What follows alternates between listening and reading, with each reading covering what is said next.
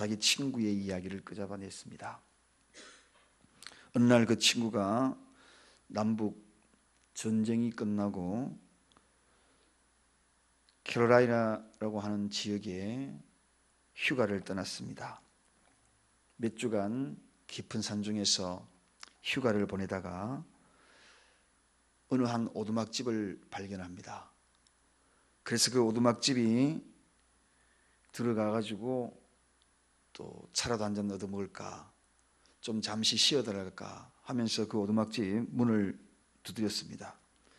아무리 두들겨도 열리지 않고 분명히 인기척은 있는데 문을 열지 않는 겁니다. 그리고 앞쪽으로 보니까 조그마한 텃밭이 놓여 있고 그 텃밭에서 열심히 일했던 흔적까지도 다 남아 있는데, 그러나 오두막 문을 열지 않는 겁니다. 나중에 겨우겨우 문을 열고 보니 그곳에는 두 사람이 살고 있었습니다. 그 두 사람은 초췌한 모습으로 문명과 떠난 그러한 시간을 2년이나 그 자리에서 보내고 있었던 것입니다. 알고 보니 남북전쟁이 이미 끝났는데 그 끝나고 난 다음에도 아직 전쟁이 끝나지 않았던 그런 것처럼 2년이라는 그 시간을 이 남쪽 군사였던 병사였던 두 사람이 움막을 짓고 살았던 겁니다. 벌써 남북이 평화를 선포했는데, 전쟁이 끝났는데 오래전에 전쟁이 끝났는 그 사실도 아직 몰랐더라는 이야기죠. 사랑하는 여러분, 인류 평화는 우리 주님이 오시면서부터 벌써 선포가 되었습니다. 2000년 전에 선포가 되었는데 과연 우리는 그 평화를 누리고 있는가 하는 것입니다. 아직도 움막을 짓고 그 움막 안에서 열리지 않는 그러한 움막 생활을 하고 있는 모습들이 없는가. 오늘 우리 주님은 계속적으로 이 땅을 살아가고 있는 믿음의 사람들을 향하여서 중보 기도하고 있습니다. 움막을 열고 평화를 누리라고 기도하고 있는 것입니다. 전쟁은 끝났다고. 오늘 본문에도 계속적으로 제자들을 향하여 중보 기도하는 모습입니다. 본문에 보면 세상이라는 그러한 단어들이 몇 번이나 소개가 되고 있습니다. 세상에 남아있는 제자들, 그리고 오늘 이 시대에 살아가고 있는 모든 성도님들, 진정한 삶의 자세, 승리가 무엇인지, 그리고 이 땅을 살아가고 있는 삶의 의무가 무엇인지를 일러주는 그러한 말씀, 그것을 통하여 주님은 끊임없이 오늘 본문에 세 가지 정도로 중보 기도를 하고 있는 것을 보게 됩니다. 그렇다면 우리 주님이 제자들을 향하여 기도했던 그 중보 기도가 또 오늘 모든 성도들을 향하여 그토록 간절하게 중보 기도했던 중보 기도 세 가지, 그 세 가지가 무엇인가? 오늘 그 세 가지를 한번 생각해 보면서 잃어버렸던 그 세 가지를 다시 회복하는 저와 여러분이 되시기를 원합니다. 먼저 주님은 기쁨의 삶을 원합니다. 오늘 여기 본문에도 소개가 되고 있습니다만 요한은 요한복음 서두에도 분명히 밝힙니다. 이 세상에, 이 땅에 주님이 오신 것은 기쁨과 즐거움을 주시기 위해서 왔다 하는 것입니다. 즉 혼인잔치집을 비유한 것을 보게 되거든요. 혼인잔치집이 슬픔의 잔치집은 보지 못했습니다. 다들 웍적지근하면서 기뻐하는 모습을 보게 되죠. 영생의 성격이 뭐냐? 그것은 바로 혼인잔치에 참여하는 것입니다. 우리가 과거에는 율법인 종교로서 아주 경색된 분위기였지 않습니까? 이방 철학도 굉장히 난해하고 어려웠습니다. 모두가 다 어두운 분위기입니다. 유일하게 기독교 진리 되신 예수 그리스도의 이 우리가 믿는 주님은 그를 영접함으로 말미암아 우리가 마음껏 누려야 될 것은 풍성한 은혜와 기쁨이라는 것입니다. 그래서 주님을 만나 영생을 얻는 사람마다 나타나는 현상이 하나 있는데 그 현상을 기쁨이다. 바울은 바로 놀라운 기쁨이다. 그렇게 소개하고 있습니다. 그래서 오늘 우리가 예수 그리스도를 만나고 난 다음에 내 속에 기쁨이 있는가? 이게 구원의 증거라는 것입니다. 남들은 똑같은 환경 속에서도 그들이 누릴 수 있고 그리고 누릴 수 없는 것의 잣대를 통하여 기쁨을 평가하는데, 우리 믿음의 사람들은 그런 잣대와 상관이 없이 이 구원이라는 이 한 단어가 나를 영생의 반열에 들어간 하나의 기준이 된다는 것입니다. 그래서 진리를 인한 성도의 기쁨은 한마디로 구원받은 증거다. 구원받은 증거. 그 구원받은 증거가 우리 속에 있는가? 그걸 잃어버린 자들을 향하여 주님은 오늘 이 시간에도 무엇을 한다고요? 중보기도 하고 있다는 것입니다. 잃어버린 구원, 그 잃어버린 구원의 감격, 기쁨. 사랑하는 여러분, 그렇습니다. 그럼 왜 이렇게 이 기쁨이 중요하냐 하면, 이 땅을 살아가는 이 기쁨이 우리의 무기가 되기 때문입니다. 기쁨은 일반적으로 최선의 삶의 방법으로 우리는 인식합니다. 그래서 뭐라고 이야기합니까? 기쁨은 만복의 근원이다, 그렇게 이야기를 합니다. 그러나 이 기쁨이 사단의 불의 앞에서 승리의 무기가 된다는 사실들을 우리가 알지 못하고 살아갈 때가 너무나 많다는 것입니다. 초대교회의 성도들이 그리스도인이라고 그들이 불림을 받았지만 또 다른 별명이 있었습니다. 그 별명은 기뻐하는 사람들이다, 그렇게 별명이 있었다는 거죠. 그래서 그리스도인들은 기뻐하는 사람들이다. 기뻐하는 사람들. 오늘 우리가 이곳에 이 새벽을 깨운 여러분들이 누구인가? 기뻐하는 사람들. 성도인과 동시에 기뻐하는 사람들. 그래서 이 기쁨이 구원받은 자의 잣대라는 것입니다. 이것은 환경과 상관이 없다는 것입니다. 그래서 초대교회 성도들은 기뻐하며 순교하였다, 그렇게 기록이 있고, 기뻐하며 수모를 당하고, 기뻐하며 카타쿰이라는 땅굴 속에서도 그들은 살아갈 수가 있었다는 것입니다. 왜냐하면 구원이라는 것이 바로 기쁨의 잣대이기 때문에, 기쁨이 잣대이기 때문에 구원받은 사람들은 필히 마음속에 놓지 말아야 될 것은, 의도적인 듯 그렇지 않든 기뻐해야 될 이유가 분명하다는 것입니다.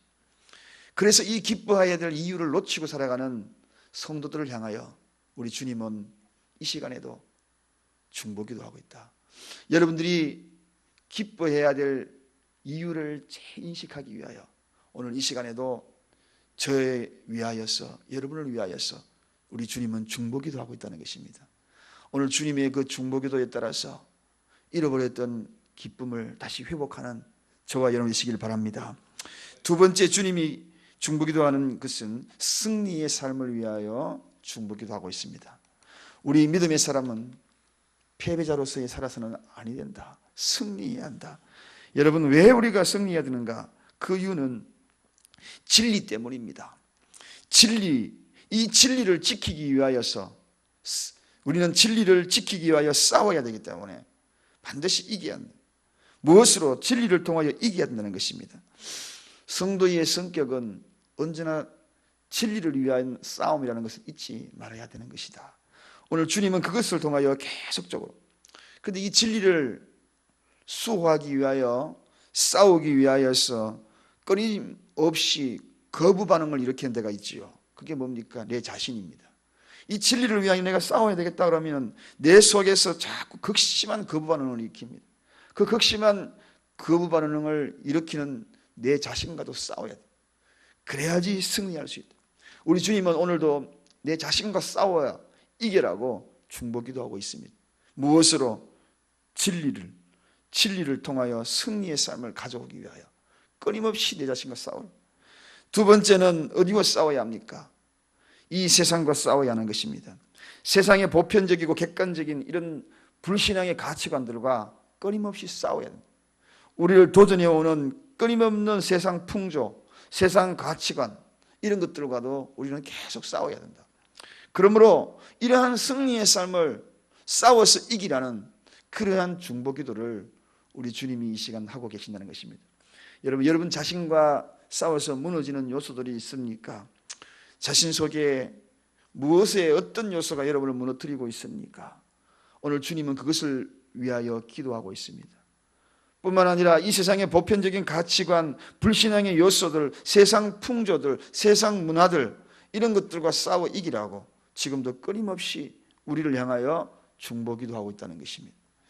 자, 이것이 주님이 우리를 향하여 기도하고 있는 것입니다.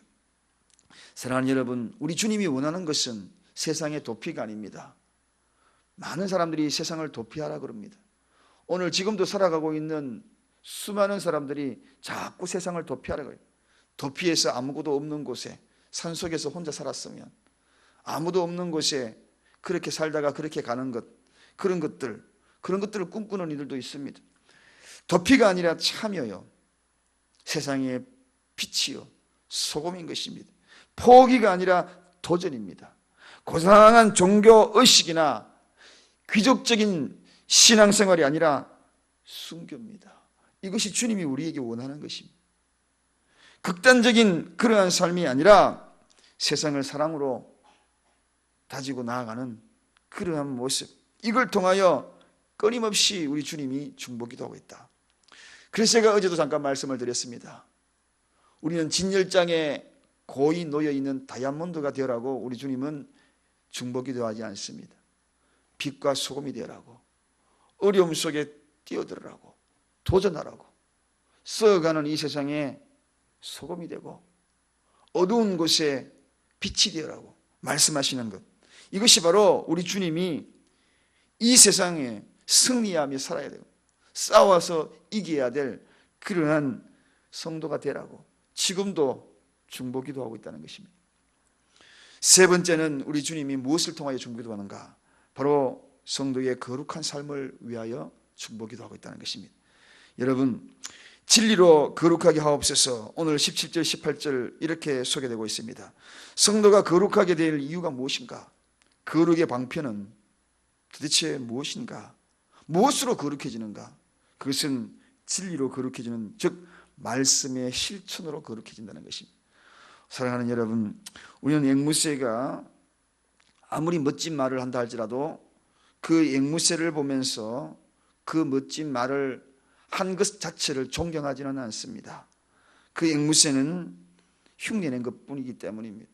그러므로 우리는 흉내내는 그런 성도의 삶이 되는 것이 아니라 내 삶 전체가 바로 인격적인 신앙의 모습이 되어야 된다는 것이, 이게 중요한 것이라는 것입니다. 앵무새는 말만 고귀하게 낼 뿐 그의 본질은 그렇지 않다는 것입니다. 거룩이라는 것이 뭔가? 신앙의 본질이거든요. 한마디로 이야기하면 이 거룩은 구별된다는 말로 단순하게 설명될 수 있는 단어가 아닙니다. 구별되어서 뭐 할 것인가? 구별되어서 그리스도와 연합되는 것이, 이게 거룩입니다. 대부분이 구별된다, 세상과 구별된다, 여기에만 생각하고 있지만 사실의 거룩의 진짜 본질은 구별되어서 공중에 붕 떠 있는 것이 아닙니다. 홀로 걸어가는 것이 아닙니다. 구별되어서 예수 그리스도와 연합되는 것, 이게 바로 거룩한 것이다. 주님은 중보기도하고 있습니다. 구별되려고 노력을 하고 앵무새 같은 생활을 하지만 그것은 아니다. 그리스도와 연합이 되어라, 연합이 되어라. 그게 바로 오늘 이 시간 주님이 우리를 향한 중보기도입니다. 자, 말씀을 정리합니다. 지금 이 시간에도 저와 여러분을 위하여 간절히 우리 주님은 중보기도합니다. 무엇을 위하여 중보기도합니까? 세 가지. 주님은 이 시간 우리의 기쁨을 위하여 중보기도하고 있습니다. 구원의 방편은 기쁨이다. 이 기쁨을 오늘 이 시간 회복하십시다. 또 성도의 승리를 위하여 기도하고 있다. 진리로 인하여 승리해야 한다. 세상 가운데에 진리의 군사로 존재해야 한다. 포기가 아니라 도피가 아니다는 것입니다. 사랑의 사도로 다이아몬드처럼 살아가지 말고 소금의 빛으로 살아가라고, 그렇게 기도하고 있다는 것입니다. 세 번째는 성도가 거룩한 삶을 위해서 기도하고 있다. 거룩은 구별되어 주님과 연합되는 것이다. 오늘 이 세 가지를 통하여 중보기도하고 있는 이 기도 소리가 새벽에 새벽잠을 깨우고 얼마나 이 새벽잠을 깨우기 위하여 힘들었습니까? 일 더 나가기도 해야 되고 또 잠이 많은 여러분들 그 잠을 이겨내기 위하여 쉽지 않았을 텐데 그 이겨낼 수 있었던 것은 주님이 중보기도하고 있다는 사실들, 그 사실들 여러분을 아마 이끌었을 줄로 믿습니다. 많은 분들이 오늘 새벽에 나오셨네요. 오늘 특별한 날 같은 느낌이 듭니다. 이 은혜가 계속적으로 흘러가기를 간절히 축원드립니다. 기도하겠습니다. 하나님 아버지,